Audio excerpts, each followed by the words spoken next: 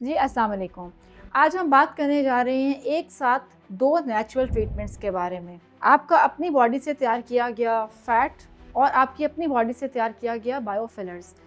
बायोफिलर्स versus fat grafting, चूँकि ये दोनों ही नेचुरल प्रोसेस हैं और हम ये देखेंगे कि आपके लिए क्या बेहतर है और क्या इसके दोनों के सिनेरियोज़ हैं और क्या प्रोज़ एंड कॉन्स हैं।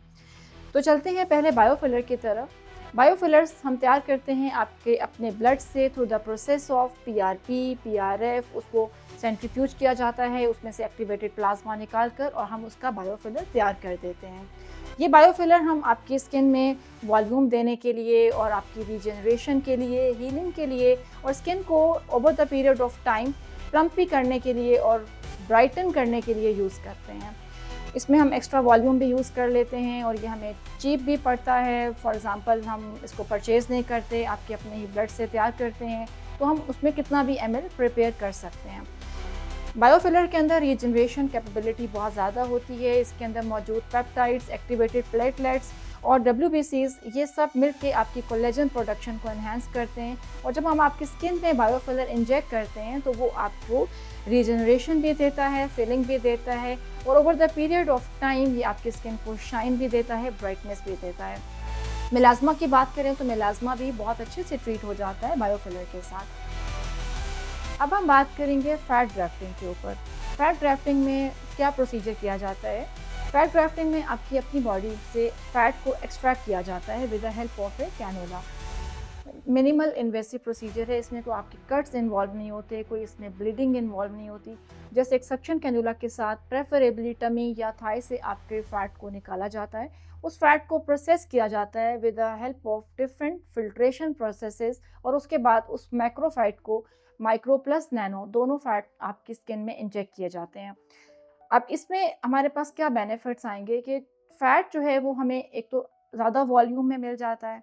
नंबर 2, फ़ैट की जो लॉन्गेविटी है, फ़ैट सेल्स की सस्टेनेबिलिटी है, वो काफ़ी ज़्यादा होती है एज़ कम्पेयर टू द बायोफिलर्स।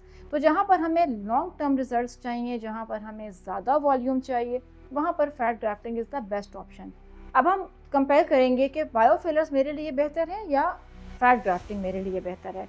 तो बायोफिलर जैसे कि बताया कि ब्लड से तैयार होगा और आपके पीआरपी और पीआरएफ के थ्रू उसमें किसी किस्म की कहीं से एक्सट्रैक्शन नहीं होगी। जस्ट जैसे कि हम ब्लड आपके सैंपल के लिए कलेक्ट करते हैं वैसे ही ब्लड लिया जाता है।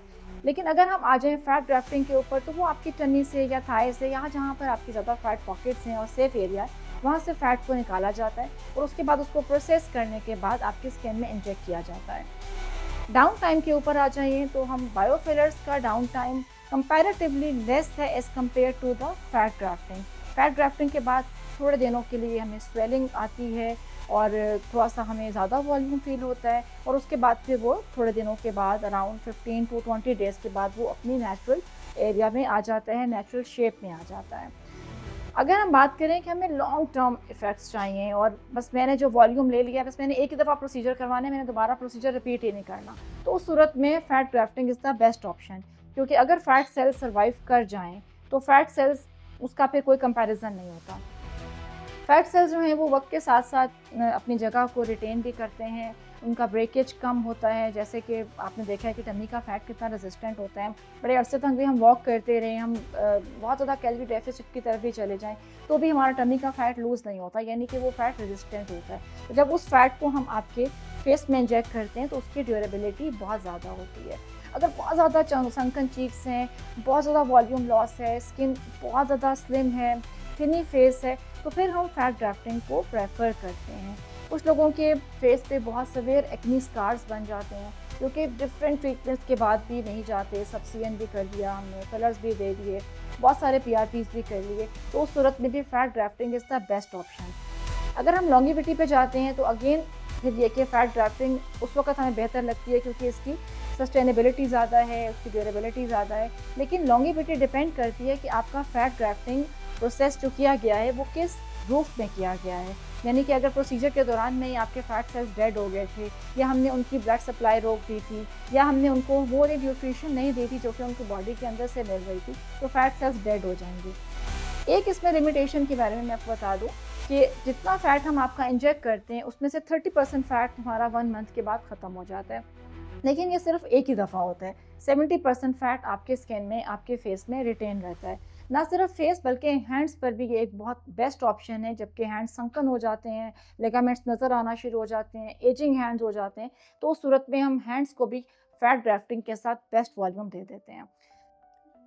कंक्लूजन की तरफ चलते हैं, तो फिर अगेन वही बात है कि आप सब बहुत खूबसूरत हैं और आप सब परफेक्ट हैं, लेकिन किसी का कोई प्रॉब्लम डेवलप हो गया है, ट्रॉमेटिक या फिर कोई डिज़ीज़ के बाद या वक्त के साथ साथ या फिर जब आपने न्यूट्रिशन लॉस कर दी है, तो फिर आपके लिए ये ट्रीटमेंट्स मौजूद हैं। आपने बिल्कुल भी डिप्रेस नहीं होना कि मेरा वॉल्यूम ख़त्म हो गया है या चीक्स अंदर चले गए हैं, अब मैं ऐसे ही रहूँगा या मैं ऐसे ही रहूँगी। तो आपने आकर ये ट्रीटमेंट्स ऑप्ट करनी है, क्योंकि आपकी स्किन जो है वो वही है जो आपके अंदर आपकी बॉडी की हेल्थ है। तो अपनी हेल्थ का ख्याल रखिए, अपनी स्किन का ख्याल रखिए और बेहतरीन रहनुमाई के लिए हमसे राब्ता करें।